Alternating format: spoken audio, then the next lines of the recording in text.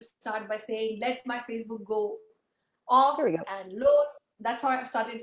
Like everybody knows what Shika is going to say when she goes because, and it's going to start and it's going to just start echoing in 1 second. I'm trying to figure it out. How do you solve this in advance before the interview? But nobody's been able to help me why it happens. Off. There we go. Okay. And we are ready. All right. We had a beautiful interview in the morning today. Today I started with music, Samantha, in the morning. I just wanted to. I still didn't know the lyrics very well, but I was just like dancing, and the mother was dancing aside. We were doing that in the morning when for my morning, your evening, and now I have Samantha here, who I've been like again. She's been around and she's not been around. She's been around and she's not been around, and then finally we have Samantha here with us because I see her posts with her daughters and I remember them very clearly somehow. And that's why I was like, Samantha, you're going on as a mom. Welcome, Samantha. It's a total pleasure to have you here. It's very early in the morning, so thank you for joining early in the morning. As usual, I say the person who lives the story tells the story best. So let's go ahead and introduce yourself to this beautiful community of moms that's coming up. Yeah. Morning, everybody. It is a quarter after 6 my time here, actually. And I'm in Vernon, BC, and I live on the unceded territories of the Silk and Okanagan Nations. And yeah, I'm a two-spirited resilience coach, and two-spirited meaning that I identify with both a masculine and feminine energy that I work with. I found I never identified as like gay or lesbian. It just never, I was like, sure. And then when I heard two spirited, it was like that shot to the heart. It just totally connected. And Yeah. I'm huge with that heart piece, right? Of really listening to what your heart is saying, and heart communicates in feeling, and so does the universe. So I find that such a beautiful connection, and it's more of like whispers as you hear it, right? And it's not as tangible. So you have to make a little more effort to hear what it's trying to tell you. And I find that so fascinating. So The yeah. spirited and whisper, it just, the horse comes into my mind somehow. You know, I love horses. And when you say Yeah. spirited and you say whisperer, so the horse whisperer and the spirited spirit that a horse has. And Yeah. I don't know why that image, and it was a beautiful image Well, just passed by. yeah. Well, Go and ahead. it speaks to the resiliency. I mean, you think of horses, right? And the power that they have, and how they're that wild spirit. Like you see a wild horse running and you're just like, oh, I want to be there with them, you know? It's one of my favorite images in the world, Samantha. And Yeah. I just love the wild horses running. Like I don't like Mhm. the image of horses being ridden, like people are riding horses or practicing on them. I just love that whole image of the wild horse running and the hair are flowing and they're just Yeah. running like crazy, especially Yeah. on the beach. Anytime I see that, I absolutely get a different kind of a high. So when you said that two spirited, you use the word whisperer, and like I'm just like that's the image it takes me to. And I'm Yeah. hoping your image is like that as well. Something to do Yeah. with that kind of I a I have spirit. some ideas, but I'm not sure if it's fully come through yet. So I just keep trusting, just keep putting it out there. Yeah. I love that about you, Santa. And every time I speak to you, I like this whole thing. And I was just telling you that I don't know why I started talking like universe, this, that, everything is aligning. Some a part of me doesn't want to believe it because it's happening so much piece by piece in a very obvious way, because I thought that in the obvious way it never happens. It always is somewhere hidden. It's never obvious. But with this project, it's become so obvious piece by piece that it sometimes scares me. I'm like, really? Is it like coming together in front of me? And but yes, I totally trust it honestly from bottom of my heart. Like this amount of love and a blessing that's been showered to this project, I'm just telling myself, focus, reach the end, focus, reach the end. Just keep seeing that, and everything will align from marketing to, you know, putting these books across the world in hands of these 100 moms. I think I've just stopped thinking about that. So thank you for that Yeah. encouragement for Well, your inspiration as and well. And I was going to tell you too, and I was waiting until we were doing our interview, is you're focusing on the feeling of what it is that you want. And that's why the universe is providing that. Is you're not caught up in the how, which is where everyone can get caught up in and trying to control. And why sometimes it can be scary is it's because we have this lie that we're told that, oh, we have to work so hard and we have to hustle and we have to grind. But when you focus on the feeling from your heart and just keep aligning with that, the universe is like, hey, you need these things and we're going to bring them to you. And you're like, how is this occurring? Because you're not even focused on that part, right? And that's the key, is universe communicates in feelings, and that's why our heart and connecting to it is so, so powerful. Yes, and I just think it's I've had a few conversations with you, but somehow I feel that at this point in time I'm totally connected with what you're saying, and you're just here to reconfirm to me that keep going and everything is fine, and just stop jumping around thinking it's not real or it's not okay. And thank you Yeah. for that, for sure. Yeah. Let's talk about your journey till here, Samantha. You're Sure. also a photographer. We'll talk about that as well, how photography is there, but we'll move on to that part. Let's talk about how your journey has been till now. Let's talk about you as a mom, and then we'll go further. And we have Francis here. If I look on the side, I'm just trying to comment, but I'm listening to Yeah, you. no worries. um, yeah, it's been a phenomenal journey. And I think it really started for me in the two-spirited resilience piece, really came through uh, probably almost 15 years ago, actually. And that all started with me actually being honest about myself and not living my life for somebody else, particularly my family. I was raised in a very strict, organized religion household.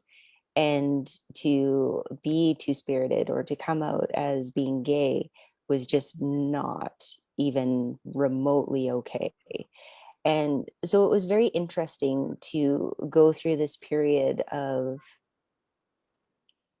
I guess it was kind of like a reclamation, but it was also like a burn the whole city down, that purification through fire Right, that I think we all hit at one point. And I kind of pair it with being a mom as well, right? It's kind of like we tear down this version of who we were before we became a mom. And then we get stuck in this process of like, who am I? What's going on? What do I represent?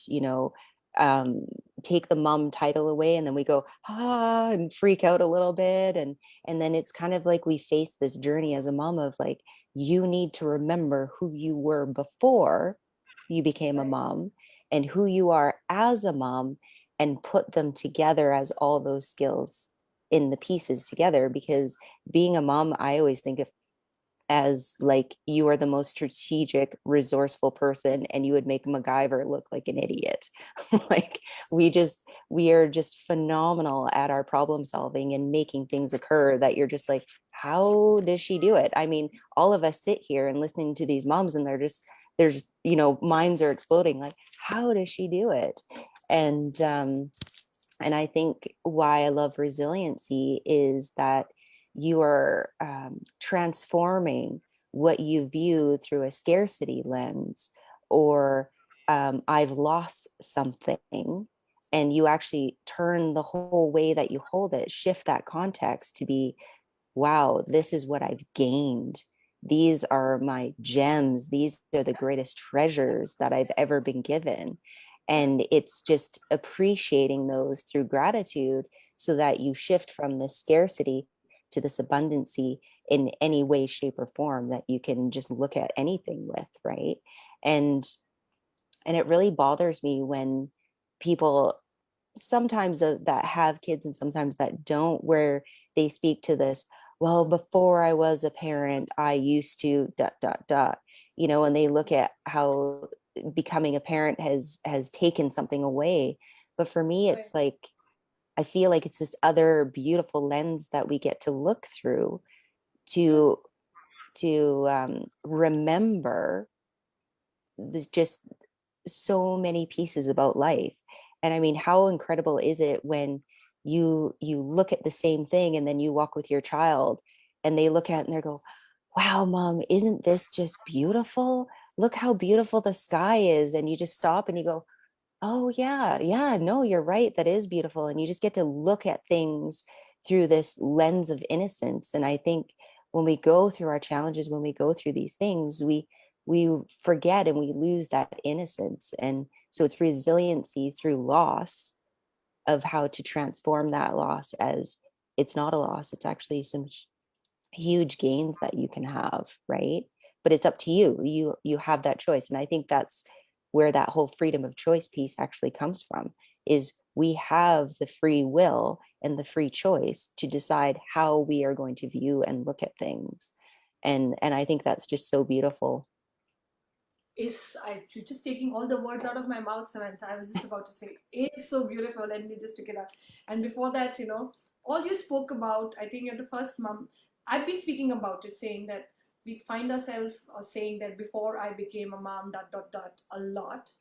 And, I had so many things that I was like, when you were speaking, you were like, yeah, I need to ask her this, and everything is just like got dissolved because I'm in just awe of what you just said. And I just like the way you're approaching it. I think the fact that it's a new opportunity to start seeing life all over again from an innocent eye is a beautiful thing to even recognize. And the fact that you recognize this, and the fact that you celebrate this, and I love Mm, what you said about the fact that you lose something, but you're actually not losing, you're actually finding something much more. And if you start seeing and viewing it like that, I think this whole journey will unfold so many more things that you can't even imagine. And it's happened to me even in this project. Um, Not that I was a very negative chatter mom anywhere around me, but I was slipping in after my second one somewhere there, especially COVID, post COVID, and I was just like, God, give me some time to just like be with breathe. myself. To breathe is the word. Like, please give me some time to breathe, because I had a 4 month old and I totally breastfeed fed my older one, the next one, and I was just like going totally crazy because the older one was not going to school and the younger one was there, and like the house thing, I was just, and I know many moms were doing that, and that's the time I caught myself one fine day. I'm like, really? Is this going to be this dot dot dot before I became a mom? Coming because of the fact that you're tired or you're frustrated or you don't have time for yourself, or you really mean that? I really had to question that, for myself, that why is this negative chatter coming when you're so, I'm also being called an obsessed mother. And in spite of being an obsessed mother, you're thinking that I wish I have some break. Even feeling guilty about it, Yeah. First of all, I'm an obsessed mother. Second of all, I want a break. And Yeah. third of all, I want to go back to my career. So what is happening? And then COVID hits, and then this all gets all merged up into this one person's head, and she just wakes up one fine day and says, forget it, this negative chatter. I will start going online in my self portrait. And I took the online journey and I just did the market research, and I was just in a total, not shock is not the word, but I was just like, one, it's not an Indian problem because I thought it was a very Indian traditional problem. Two, it's a problem across the world. Three, why are all mothers sounding the same, whether they are of two generations ahead or we're just new mom? They all sound the same, only the words are changing. But end of the day, they're all sounding like that. And I did find some inspiring mothers, and that's why one fine day I got up and I said, enough. For me to uplift myself also, I need to hear this 100 times at least, right? To say that you're just tired, and that's it. And surround myself with mothers who are inspiring. And that's how this whole thing came into shape. And I had no idea who's coming in on. I always knew I know a lot of mothers because of my profession. So whatever you put out there is absolutely real. And I love with the calmness that you put this thing. And if most of us, and that's why it's an honor to have you in the book as an inspiring mom, because you know to understand this, to come here, it takes an effort. It takes, like, it might take me speaking it 100 times to 100 moms and putting all my energy into a book to actually finally say, exactly, no chatter, it's all okay. Like, that's the kind of energy and upliftment I might need, and many mothers might, but you've done it so beautifully. and I'm sure there were things. So, would you like to talk about your journey with your daughter, how it has been, and how did it transform you into this person today? And what is it that you lost, and what is it that you found, is what you're going to talk about. Yeah. The journey with having my daughter was just, it was so amazing. Like there's no other way to put it. Um, I've been with my wife. We're actually going to celebrate our 11-year wedding anniversary on the 16th of this month. Oh, lovely. And February we've been together for 15 years. So Wow. it's pretty amazing. Yeah. My daughter just turned 5 in July. And so we decided to go with an anonymous donor, and we went to the fertility clinic to get support and help. And they were just honestly the kindest women I have ever met in my life, and just so supportive, zero judgment, just really there just to support and guide and give you so much love in that moment. So it was beautiful. And we were actually very lucky. We got pregnant on the first try, and it was just amazing. And my pregnancy was amazing. I really enjoyed it. But I don't know if you remember this, but I feel like I hit 32, 33 weeks, and it was just like this light switch went off, and I was just like, I'm done. I'm ready for the next stage now. And that was kind of the only time that I was just like, I'm over this pregnancy thing. But other than that, I just really enjoyed it every moment. And it's so funny because my daughter, for the first trimester, all I wanted was spicy Indian food. Wow, really? Yes, Like, another thing that really amazing. And you're being featured yeah, as a mom in a book from a mom in India who just yeah, one day woke up and said, "Well, fine." Like, so I'm going to come yeah, and if I ever meet you, which I have an intention of meeting all the 100 moms once COVID yeah. set. I will come and cook. I'm a good cook. I'll come and cook some Indian food for her for sure. And Awesome. Yeah. No, yeah, it was so funny. And the spicier the food, the better, which was hilarious, but I was going with it. yeah. And I think it speaks to her personality now because she's very spicy and very sassy, which is amazing. Blame Yeah. it on the Indian food. Blame it Yeah. on the Indian food. I will. um, yeah. And it was very interesting because I had this like wonderful experience through it all. And I don't even think I realized how bad of a postpartum, of baby blues, bit of depression that I was actually in. I had no clue how bad it was until I was already out of it, until I had crawled out of that hole. All of us And can and relate it to and it I think for me, and where it is for women especially as well, is that um with postpartum it shows up so sneaky, right? It's very sneaky, it's very intangible, because it's this fluid feeling that you're getting constantly, right? yes, And I think it's because it's this shift of uncertainty, right, because we don't know who we are anymore. right. And so it's like one moment we're all about being a mom and we're just so in love. And then the next minute it's like, who am I outside of this? I need to reclaim my independence. Hear me roar, I'm woman. And you have these like two amazing, strong personalities, and you're the battleground, you Oh know? yes. And I You're the so personality. experienced You're the that. battleground. Like, sorry, I'm Yeah. just saying. You said a beautiful line that you're the personalities and you're the battleground. Imagine how much confusion is Yeah, happening. right. Battlefield. And then I have so much empathy for spouses that do not get pregnant, and then they're trying to hold that space for you and witness everything, and they're just like, I don't know what to do.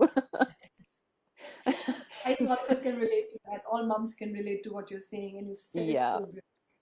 yeah. And I mean, I compliment my wife on a daily basis now that we are well past that point of just like, I so appreciate you, and I'm so grateful that you are as stubborn as I am, because I feel like if we weren't both equally stubborn, we would still not we wouldn't be together anymore. So it's an amazing because it's like you're going through this major transformation, and then you and your spouse are going through this transformation, and then you have this other like very needy where you have to be present, and so you have all these different dynamics going on in your house, and no wonder why you feel like you don't know what end is up and down and over. And I mean, I can't even blame sleep deprivation. We didn't really experience sleep deprivation until Naya was like 2.5. And it was all of a sudden toddler years hit, and it's just like, I don't want to sleep by myself and I don't want to sleep. Where is this coming from? Tell So me about. yeah, it's just amazing. And she's 5 now. And I think for me, when I was holding on to her in the hospital, and I so distinctly remember because she was born early in the morning. And so I remember holding her a couple hours after she was born. And it was just, I was just is so beyond exhausted because it had been about 3 days at this point. And I remember seeing her on my chest, and I just looked at her and I was like, there's no more lying about who you are. And I felt like I had already gone through this, like, I know who I am. And it was like staring at her was like looking in this beautiful mirror of, no, you're still half playing, and there's no more of that anymore.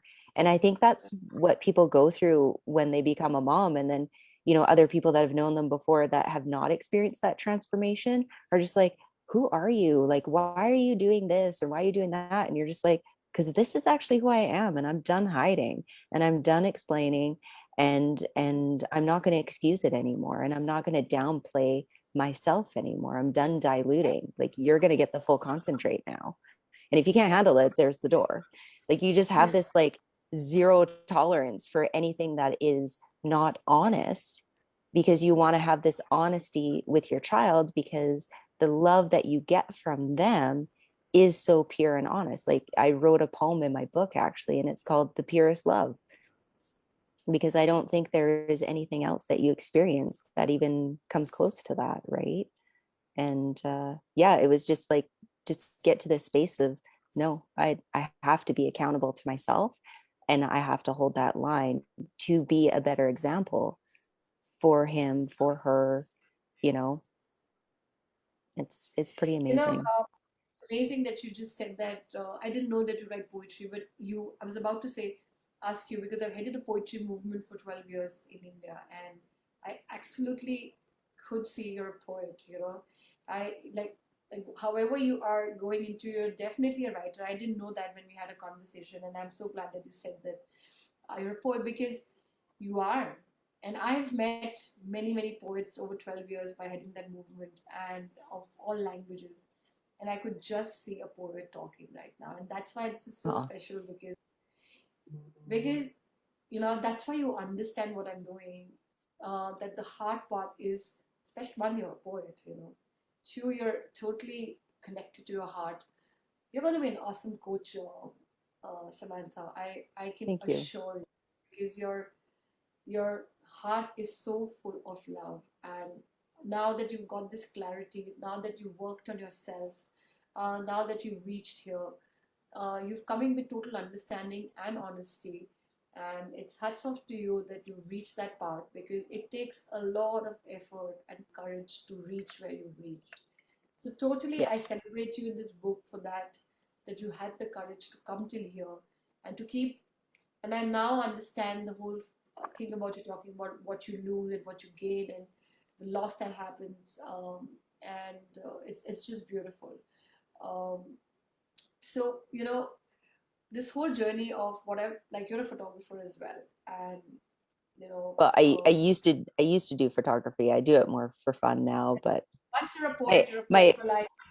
You're a yeah, photographer, you're a photographer for it's life. very true. I actually, my first job ever that I was hired for was in a photo lab, and I was hooked after that. Yeah. Yeah, Most of and my paycheck went to camera equipment. happens to all of us again. So Mhm. that's what I'm saying. Once you're a mom for the rest of your life. So some things just don't go away, and that's the beautiful part of the creative field. That whatever you pick up, it stays with you, even if you're actively not pursuing it. But did you also, when you were around camera, did you find this chatter that people had? this resistance that people had around cameras, in spite of the fact that it's a must to get pictures, must to get portraits, but there's so much happening before that one first click happens in people's heads, and there's so much instructions before that. Did you find that happening to you as well, or am I the only one who thinks? Though I dissolved, I must pack my bag. I was very did a beautiful job of dissolving it even before it started. Like I just could dissolve it like that, and that's why I can head this movement, because I had started recognizing very early in my age and my career, and I started dissolving it before it even came onto my table by some things that I did, which I'll talk about later. But did you find this chatter, which most photographers find all the time, and they think, oh my God, how do I not shoot what she's telling me not to shoot, or he's telling me not to shoot? Because you make so much focus on what not to shoot that that's the only thing you start seeing when you Yeah. start doing that. So have you found that happening when you were with Oh yeah. the camera? Well, and you have to remember that the mind doesn't recognize negatives, right? It's like if you tell your kid, don't drop that, don't drop that, don't drop that, what are they going to do? They hear drop, don't, and it has no Uh, context, right? So it's a programming. It's just like if you say, don't cry, don't cry, don't cry, what's going to happen? You're going to cry. And I find with photography it's the same thing.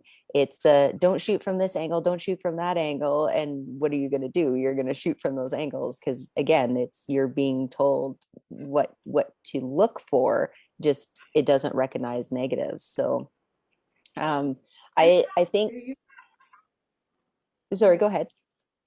No, no, you go ahead. Something came to my mind and I jumped in, but I thought you'd Oh, start. that's Go ahead. okay. And I was just going to say, as a photographer, I think I love being behind the camera, and I've only now, just in a little while, like the picture I sent to you was from a new photo shoot that I did after doing so much healing, so much more healing, and it was finally like, I don't give a crap. And it wasn't like this I don't give a crap, it was just I don't care. I don't care if people see me shining, right? Yes. And Yes. by me shining, it gives you that allowance to say, well, if she can do it, I can do it, right? Yes. And it's Yes. that validation of like, oh, I really can have it all. And that's what we were talking about earlier with this like voice and things that we've been told of, you can't do this. Well, no, only you can decide what you can or cannot do. Yes. Yes. And what I was trying to say was the two things that just came to my mind while we were talking. One was that, we anticipate that something bad is only going to come. Like just a few days back, you said that the hospital, everybody was the kindest women you met. If they were the kindest women you met, most people don't think it's going to happen to them. They're not going to find kindness. They're not going to find appreciation. They're not going to find somebody loving them, right? And that's what stops us. Even before we take the step, this chatter comes up and says, it's not worth it. You're not going to do it. It's not going to happen. Look at this one. This one definitely is going to come and tell you this, and this one is definitely going to say. And I don't know how I'll stand up to, this whole thing that comes up because we are already anticipating that is going to be something negative. And the beautiful part of showing up is, one, you suddenly start becoming beautiful for your own self, because you start seeing, oh my God, and the pictures that you send me are so gorgeous, because you don't recognize anything negative anymore in yourself. And only that amazing soul turns out, and all the gorgeousness just comes out in that picture. So, anyway, from a picture point of view, that's the only thing to be done to actually, let go. Once you let go of this chatter, once you decide to show up, nothing else will happen, but your confidence will shine. You would be wearing that confidence, and that confidence will only be gorgeous and beautiful. It's not possible to get bad pictures after that. It's Yeah. not because you don't care, but I also think that it's just the whole thing. Life comes back onto your face and it just starts shining. And even if you're sitting with bad so-called hair, suddenly you start loving yourself so much. Like, oh, I look nice. I look very good at that. And Yeah. you just said about the shining thing. I don't know why I keep reading this book, and I will read it to you because I want my moms who talk about that to hear this. And I read it in the morning to a mom, and I am going to read this paragraph again and again and again, because this is the pulse of my whole project. And Yeah. it says, Our deepest fear is not that we are inadequate. Our deepest fear is that we are powerful beyond measure. It is our light, not our darkness, that most frighten us. We ask ourselves, who am I to be brilliant, gorgeous, talented, fabulous? Actually, who are you not to be?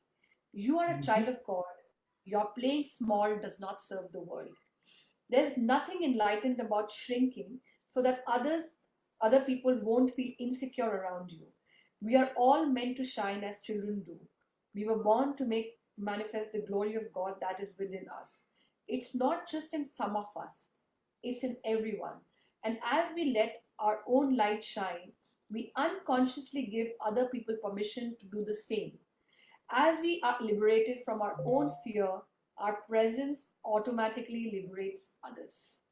And that's what I feel is going to happen to this book, is that the fear of shining will drop and so many are going to be liberated because these 100 shining moms have decided, I don't care, I'm going to shine no matter what anybody thinks and no matter even what I think about myself. You have to just go beyond that as well. So Yeah. it's I to getting to know you more, Samantha, it's absolutely gorgeous, during this interview. And that's why I like my spontaneous interviews, because I know more and more and more about moms. Another thing and I took your permission to talk about it, is that um, when I had the first interview with you, you said about miscarriages. You said, you know what, Shikha, like every third or the fourth mother probably has gone through it, or every second mom, or every third. It's so common, and yet nobody wants to talk about it. Nobody wants to acknowledge what happens to a mom when there's a miscarriage. And I think it's high time that this book also talks about it and not hide this whole emotion behind, because it's a life that goes coming in and then just goes out of you. And what happens to these moms? Would you like to talk about that, because we Yeah. decided to talk about it? Yeah, of course. I think for me, where mine came from is, I think a lot of the pain for myself, and I will only speak from my own personal experience. So I don't want to think anyone's thinking I'm speaking for all women. That is so not where I'm coming from.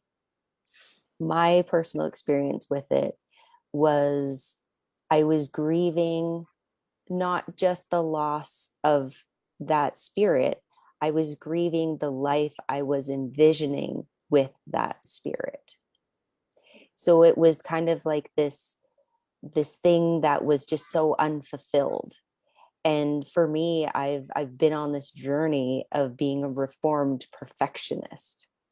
And how hard is it for that perfectionist in me to not tick that box, to not tick those things of, oh, look at that, we did this as a family of four, we did this as, our family's complete. Well, why can't my family be complete with the miracle that I already brought into this world? And so I found like we were on this journey of chasing something that we wanted versus experiencing something that we already had. And for my wife and I, we both had this moment where we ended up doing the procedure twice and having no success with that. And we finally sat back and I just said, I can't. The emotional cost is way too high. But I was looking at it from the lens of, this is happening to me and I'm losing so much. And then it was like I had this moment. I think it only came through probably a year after we decided that we weren't going to try again to have another. And I was looking at Naya and looking at Joe, and they were playing together. And it just like was this light bulb that went off inside of, look at the beauty that you already have. And it's not to say that it was wrong to want more. It was just to say, you already have so much abundance and this beautiful life that you're squandering right now because you're trying to chase something that you think that you're supposed to have, that tick of the box. And as soon as I let that go, it just gave me this beautiful freedom to just fully embrace myself in the family that I had already created, which was so beautiful. And I remember doing this pregnancy course actually, because I'm a I'm a massage therapist transitioning into coach. And I was doing this continuing education course with a woman, and we got on the subject of miscarriage. And there was 12 to 14 of us in the room. And when the subject of miscarriage came up, all but two put up their hand that they had experienced a miscarriage. And I mean, that was so enlightening for me to say how much prevalence it has and how it is zero discussion around it. And that's why I wanted to bring it up, to just start this discussion. And there was the lady that was holding the course. She has such a beautiful energy, and she's just amazing. And she put it as, think of it as, maybe that was the soul's journey, was just for that moment, right? I have this belief that we choose the life, we choose our parents, and maybe it was that soul's choice to just experience that moment of conception, and that was all they wanted to experience. And who am I to say that wasn't enough? And so it kind of really just shifted the whole context of taking it away from I did something wrong to, wow, I was a beautiful bringer of this soul. And I was still a mom in that moment, but I didn't have to be a mom in the way of them coming all the way through. And I think that was just this, it was this beautiful shift. And it shifted from I'm terrible to wow, I'm amazing. Yeah, it's Right. And yeah. Even to take that journey, Samantha. I mean, to take that journey. Actually, I mean, if I was there, I would have given you a big hug right now too. I feel the hug already. I would have, I would have, because I'm a hugger anyway. But I would have given you a hug to appreciate the fact that you actually got from I'm horrible to I'm amazing, that I could hold this space for them, you know. And I mean, this kind of a pain goes in mums, and I think it takes lifetime for them, or sometimes they can't even sort it out because nobody speaks to them. And I think probably you're the chosen one to talk about it, because this is what they need to do to release this whole feeling that they are with, because some of them go through it multiple times, and and they just keep blaming themselves for it. And I think this is the first time in 40 years of my life I'm hearing that. uh, I mean, this is a great perspective, that that's what they were supposed to be. The lifespan was that much, and to see it like that you even had an opportunity to feel them inside of you and to give a part of you already through that life is enough, and you've done a lot already, Yeah. for that. And I mean, it took me years to get there. That was not this like smooth Yeah, I know. road. It was not smooth by any means. And it Yeah. actually, I actually finally kind of worked through a lot of it when I wrote a poem about it, and I titled it Saying Goodbye to Someone I Had Never Met. And even just the title was just so powerful, because it's, and I think that's why when women give birth to stillborns, it's that same idea. It's like, give them that time to say goodbye, right? And I think with miscarriage, it's you're not just saying goodbye to this, you're saying goodbye to a possibility, but you're also saying goodbye to this dream, especially if that never comes through, like if you never end up having one, or um it just never fully comes through. It's you're saying goodbye to this whole life that you've envisioned, right? Right. And so you're also saying goodbye to control. which is the hardest thing for us to let go of. But I always rely on that saying of relax, nothing is under control, right? All I can control is how I'm going to react to something. And that is going to define whatever it is that I'm going through. So if I can always change that definition of how I'm going to hold something, I can choose a disempowering role or an empowering role, right? That's my value system that I use is I want to be empowering, whether it's through conversation, whether it's through holding space or just being present with somebody, right? I mean, it's another way of saying holding space, but I'm always going to choose empowerment. So when I feel like there's a decision coming up, I sit there and I ask myself, well, where's the disempowering decision and where's the empowering choice, right? And I think that's where we come to.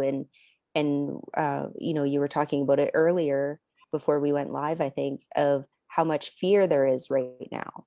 And there's so much fear around miscarriage as well. Well, what is fear? Fear is the absence of love. And it's an absence of love for yourself, right? And so when I started just being okay with who I am and embracing that full piece and loving myself a little bit more every day. And it didn't start with love, it started with like, because I couldn't even like myself. Yeah. And I mean, if you're looking to others to love and like you're looking to them to fill your cup. Well, then it becomes this exchange of emotion. Well, that's not how it works. Love isn't transactionary, right? And so it comes to you, right? And if you talk to anyone that has made this transformation, it always starts with, I had to start loving myself. I had to start making myself a priority, right? And that's where empowerment comes from. Empowerment comes from, I'm going to stand in this space and I'm going to take care of me. And I know that everything else is going to be taken care of. And that's that surrendering of control. And that's why it's so powerful. This is beautiful. And you know, when you just said that it starts from first liking you, I think it also, even to recognize the fact that you don't like yourself is even before that. Because Yeah. that, like, Well, you we have to keep wake up to it. yeah, like just we Yeah. keep blaming our children, our situation, our environment, our childhood, our present relationships for all the things that are going wrong.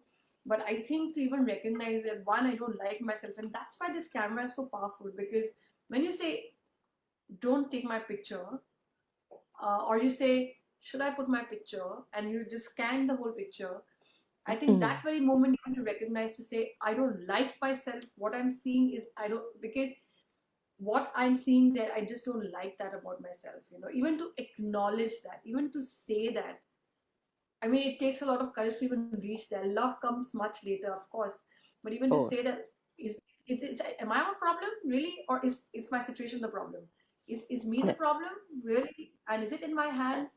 And then you just said that all in your hands is like to let go of the control, and the fact that your reaction is in your hand is all you can, you know, not control, but that's yours. Like, you know, how do you react to the whole situation and find out and have the ability to take the journey. And that's what the beautiful part of what you just said is, that even coming till there, like, one of the moms said that uh, the self-love journey is also about putting yourself somewhere there on the list, right? Yeah. And somebody said, no, we should put right on the top. I said, even if you could put yourself somewhere there when you have kids and say, tick mark, this is done for the child, tick mark, this is done for the spouse, tick mark, this is done for the house, tick mark, this is done. And then you say one more tick mark saying, I did this for myself. Like that tick mark, till the time it reaches, there are 10 more tick marks that you have to do, and you say, okay, my tick mark can happen tomorrow because let me just finish this tick mark first. So I think if we as mothers can put ourselves somewhere there as well, to say that no, I need to tick this mark right now before I start the next list, right? By the time we Yeah. are reaching to ourselves, we just like, and then the this whole self love just goes out. And that's why even the like doesn't happen, and that's why there's so much pain. This mother pulse that I'm realizing is painful, because that's how it's been happening for ages. And I think this book can start touching various aspects of it. And you've just put it very beautifully, what Yeah. you have, Samantha. You're just Yeah. You're just a beautiful soul, and I think I can absolutely see that the journey that is it's taken, the courage, the pulling yourself back up every time has taken a lot of effort and a lot of emotional muscle to do.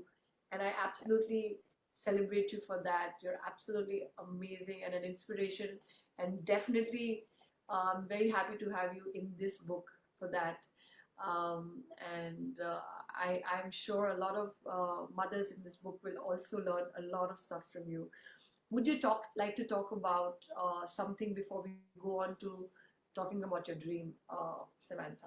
Yeah, actually, and I was gonna say what helped me and this is my favorite quote, and I would love if anyone would kind of reflect on it for a minute. And it's the best quote that I use, and I almost use this like a prayer now as to get me through my challenging times. And it's a technique I use in switching the lens, like I was talking about, right? Like shifting things. And it's a quote by Albert Einstein, and it's the greatest question we can consistently ask ourselves throughout our life is, do we live in a friendly or hostile universe? And so when you really reflect on that, so if you believe that you live in a hostile universe, it's going to be easier to throw stones at yourself. And I think we do this as moms, is we throw stones at ourselves, because then if others throw stones at us, it's like, well, it doesn't matter because I threw the first one. You know, you can't hurt me. I hurt myself first. And we kind of get in this like headspace with it, right? And Right. but if you shift the lens to say, I live in a friendly universe, you are going to find more kindness. You are Yes. going to find more people that are just like, wow, you're amazing. And you're just like, where's this coming from? It's coming from the fact that you say and stated that you live in a friendly universe, right? And you are surrounded by love. And I know for myself, the last week was really tough for me. Not last week, the week before now. And I had to tell myself as a prayer every day, I think 100 or more times in the day, I live in a friendly universe. I live in a friendly universe. Like I felt like Dorothy from Oz. There's no place like home. You know, that's what I was doing. It was just like, I live in a friendly universe. Everything is happening for me. And then that's when you can easily let go and surrender, because Right. it doesn't matter, right? You Right. live in a friendly space. And I think that is such a powerful tool and resource. And I know for me, it has helped me through so many uh challenging times, because it transforms those challenging times to be like, yeah, I got this. Like, this is friendly, this is happening for me, right? It's making Right. me stronger so that I can show up to that Right. next piece so much better, so much stronger, and to be able to give so much more, right? Right, right. And Cynthia is here. I think she really needed to hear this. She just had a car accident last week, and uh, Cynthia, I hope you're feeling better. She's here, always cheering us up. She's written some beautiful comments, and Francis is cheering us up here as well. Um, and when you said that there's something that you call as a prayer, there's something as a prayer it's a quote that's become my prayer. I don't know whether you know of Sadhguru, if you've heard of him or not. He's A pretty little bit, famous yeah. now. Yeah. So he had written a beautiful poem. He's a poet. He's a poet as well, and um, it these two lines is what brought me back to uh, aligning me with what I'm meant to actually do. And it says, "I saw a flower. I thought it was giving. When I went closer, it was just living." Mm-hmm. I saw a flower, I thought it was giving. When I went closer, it was just living. The flower does not bloom for you. The flower is not giving you anything. You think you're getting it from the flower, but the Yeah. flower is not doing it for you. The flower is just fulfilling its own purpose, and that's why it's shining. It's Yeah. it's it's going to wilt because of itself, and it's going to shine because of itself. It is not Yeah. going to be dependent, or it's not even doing it to do something to you. It doesn't even know that you're Yeah. around it and saying, what a beautiful flower, and you're getting a smile. But when you fulfill your journey completely, the shine that will happen will automatically be with everybody around you. She can come in if she's up, it's okay. This is all about mother's interview, and if Yeah, she's up, so don't worry about she's it. she's up. I was just asking her to let the cats in. So, so that's why I think that aligned me a lot, because if I keep fulfilling my living, what I'm meant to live, like I'm meant to live, right? And I just do what I was meant to do, like that flower. My children will get, people around me will get, everybody will get whatever they get from me. I don't know. I don't have to even think of what they're getting from me, but they Yeah, will get. And that's why this project, I got up and I said, I'm meant to do this. I'm going to keep doing it. I don't know what it gets to anybody. And just like 2 days back, I was getting all worked up. I was sitting with my husband and I'm just telling him, you know what? I need to align this. How will I deliver these books across the world? I don't even know the supply chain yet. I don't even know this. And if these mothers don't get this in their hands, it will be on time. And I was just going on and on and on. And he just like, what happened to you? I was like, he like, why are you thinking about all these things? You had started by just creating it, just keep concentrating. And he's not a philosophical guy. I mean, he's a yeah, finance guy, totally married to a woman who just talks some stuff. And when I heard it from him, I'm like, thanks for that reminder. And then I yeah, came in and I just wrote these lines saying that focus on the creation and not what it creates. So I brought my yes, focus back on what the creation is. So again, I brought my focus back to this creation of this book. I don't know what it will create. Like that flower, I will just let this book do what it's meant to do and let people get what they get. I don't even want to define that. I don't even want to anymore say that, oh, this mother will be uplifted, or how many mothers will be uplifted, how many things will happen. My focus has totally come to what it's meant to do and the creation of it.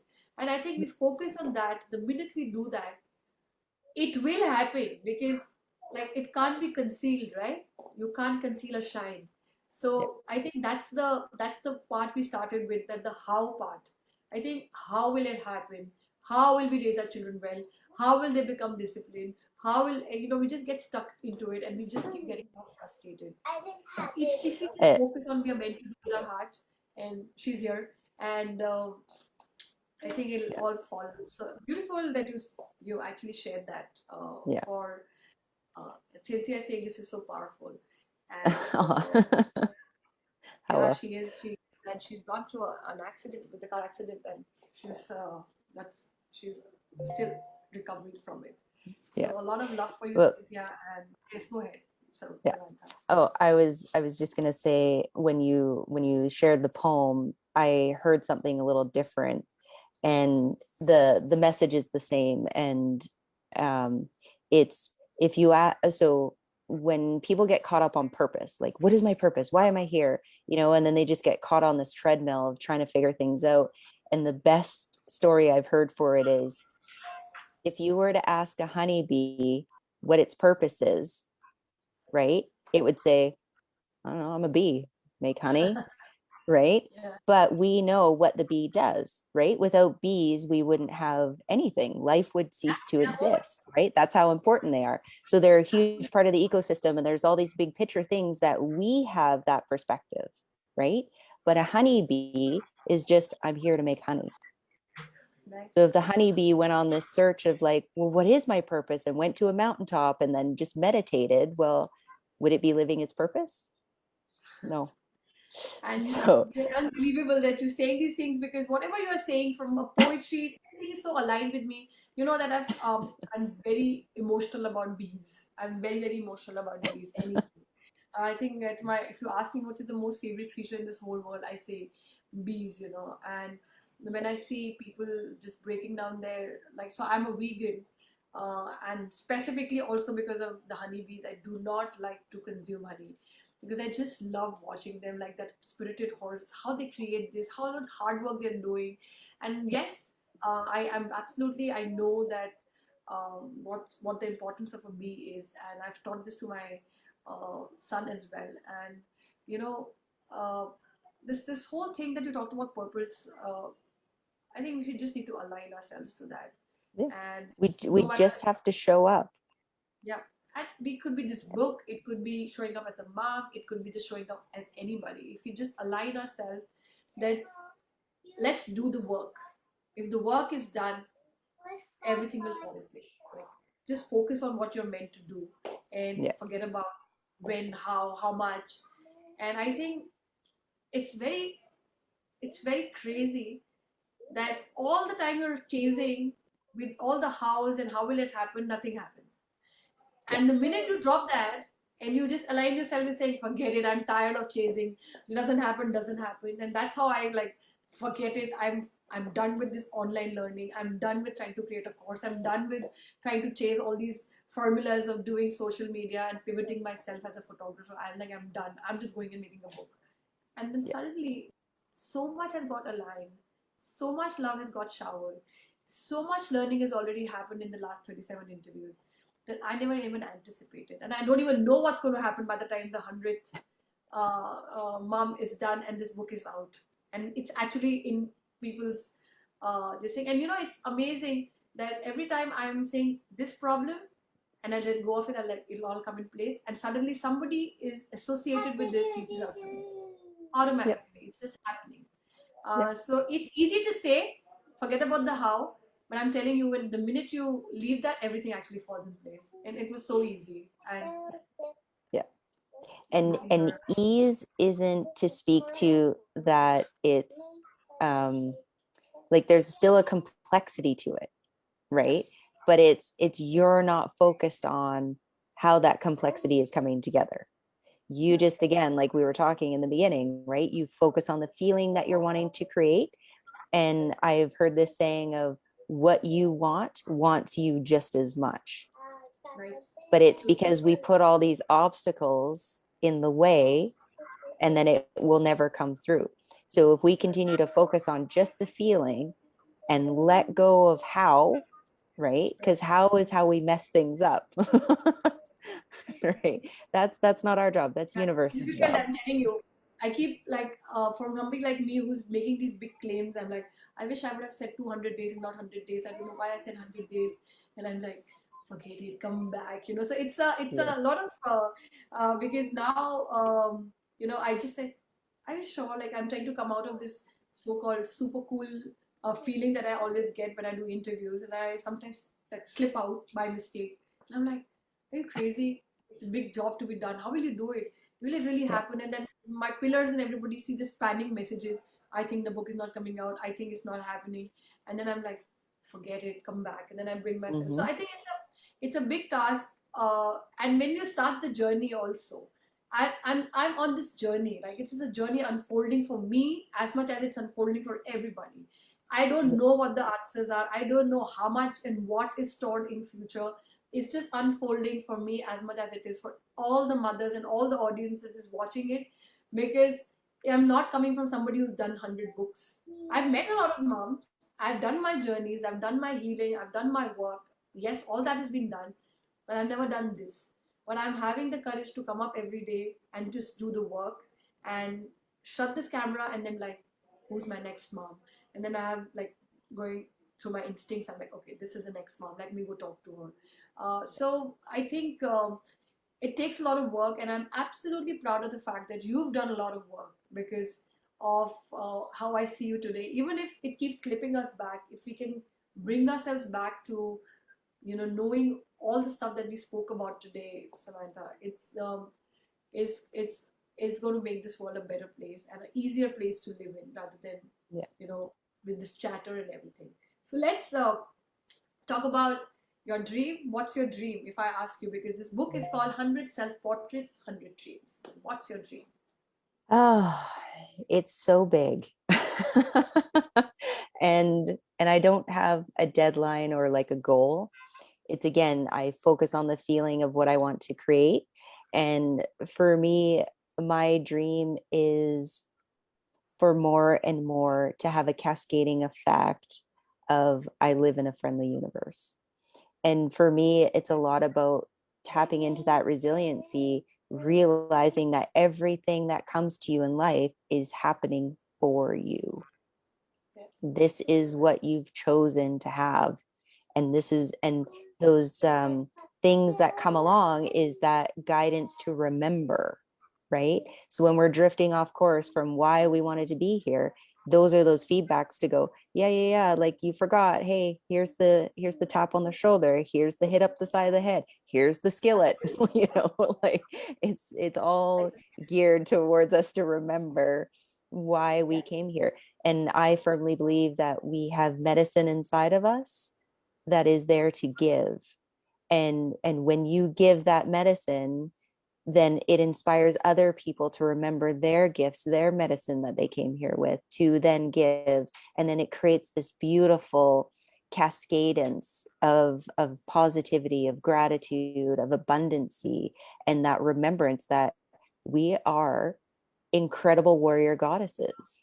Like, we hold a portal that brings life into this world. Like, how much more amazing do you want to be? You Okay, know? I like that. We should end this interview by saying that how much more amazing you want to be. I will end it with this line for sure.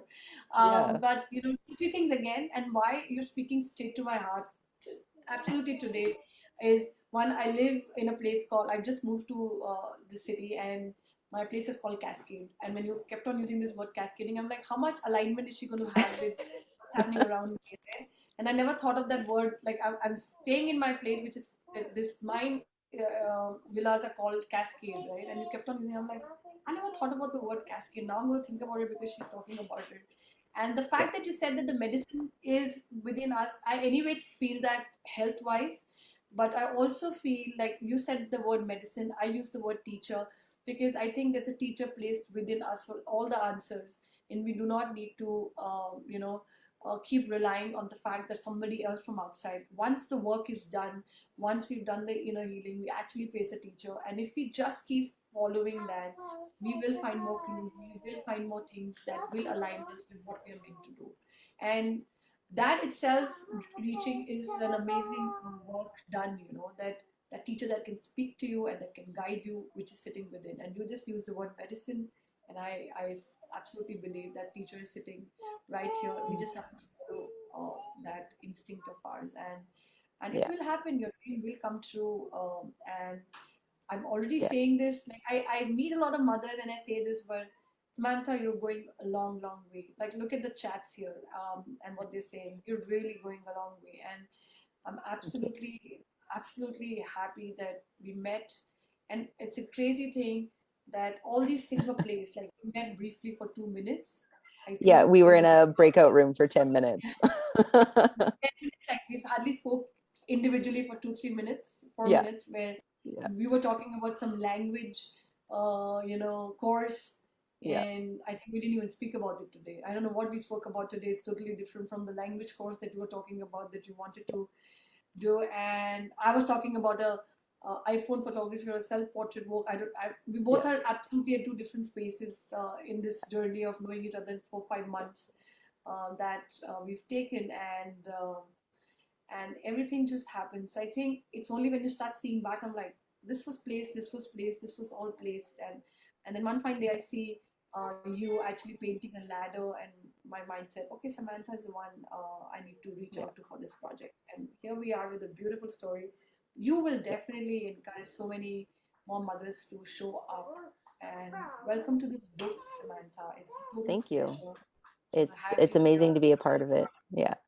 And The thank you the so other much. piece that I'm the other piece that I'm working on that's part of my dream as well is I'm putting together this role of cultural ambassador, Yes. and that's to help be the bridge between indigenous and non-indigenous.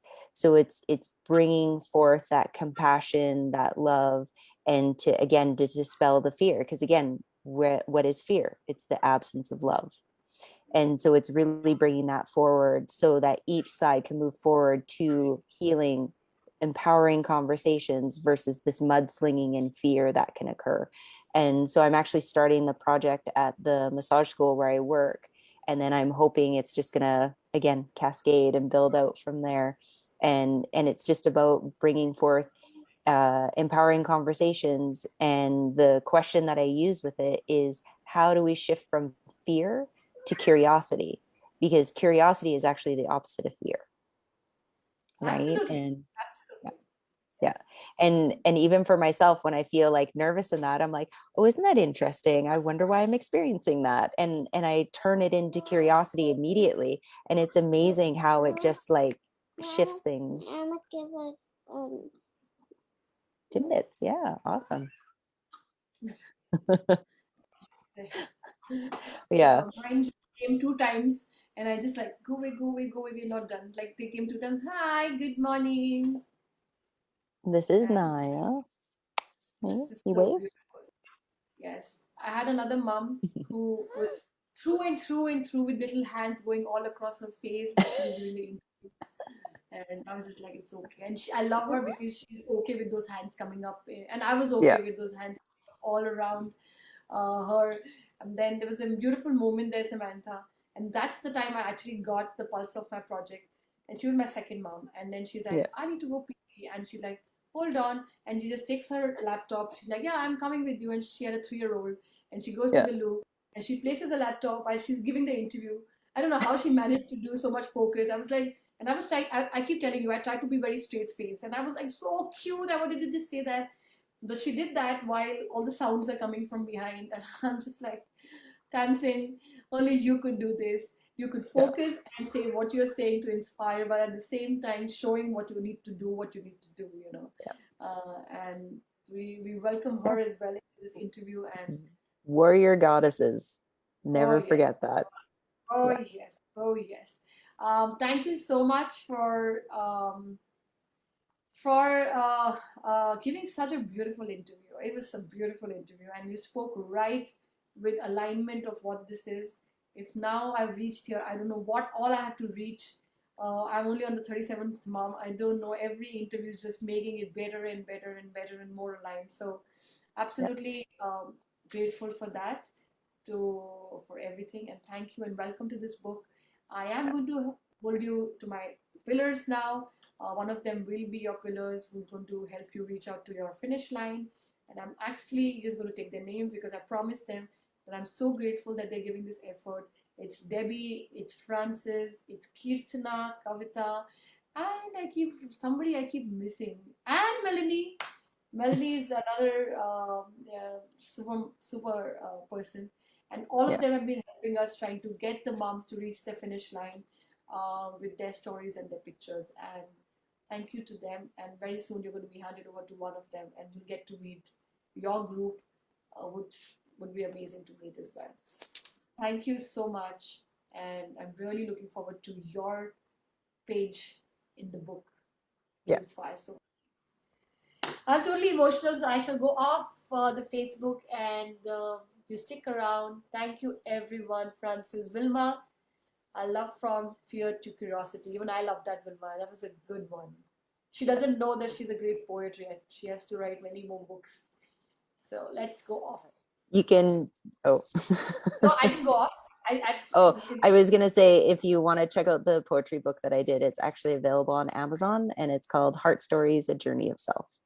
I'm going to put the link because Yeah. most of the moms have put the links there. So if you give me the link, I will put it in the interview and Yeah. moms can buy it.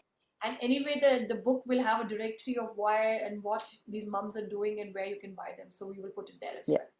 I will definitely order it. So put the link. I'm quite inquisitive. Yeah. Bye bye. I will be glad to be a pillar for Sam and with Sam. See, now pillars are going to fight for me. Pillar Sam. Francis, done. She's we'll hand over time to you because you came up. She's already like gone on the chat saying, "Don't pass it on to somebody else," and I'm going to be getting spam way. So that's happened for the first time to me. Right. Yeah. Usually, I keep dividing according to the time zones.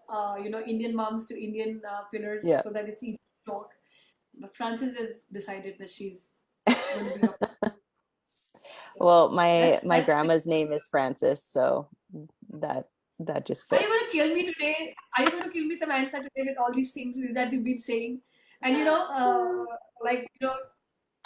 we need to go off because we want to just keep saying these crazy things. And before the interview, you were saying some things that I was already scaring me, and now you're coming up with these things. Frances, did you hear that? See, she's saying, see, I already knew it. So, Frances, here is Samantha.